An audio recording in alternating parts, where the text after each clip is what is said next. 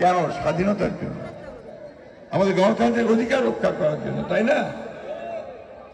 আজকে সারা দেশে এই বিগত আন্দোলনে, সেই 2012 সাল থেকে শুরু করে বিএনপি আন্দোলন শুরু করেছিল, তখন থেকে 60 লক্ষ মানুষের বিরুদ্ধে মামলা দেওয়া হয়েছে।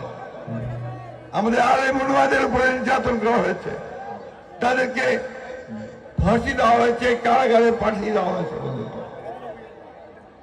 আমাদের হাজার হাজার নেতাকর্মীকে জেলে যেতে হয়েছে, 20,000-এর মতো নেতাকর্মীকে হত্যা করা হয়েছে, প্রায় 700-র উপরে নেতাকর্মীকে গুম করে দেওয়া হয়েছে। বন্ধুগণ, আজকে প্রায় 12, 13, 14 বছর হয়ে গেছে, এখনো তাদের কোনো খোঁজ তাদের বাচ্চারা পায় না।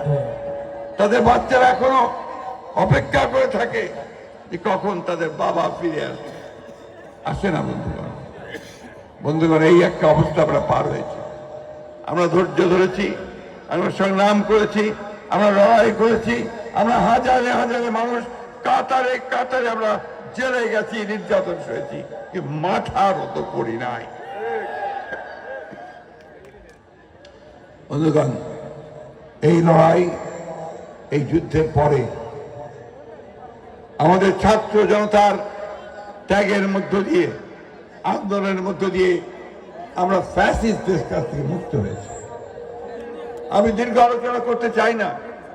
আপনারা জানেন যে 15 বছর কি নির্যাতন, নির্যাতন, অন্যায় তারা করেছে। আমি সেগুলোতে যেতে চাই না। এই সাউন্ডটা একটু কমাও ভাই।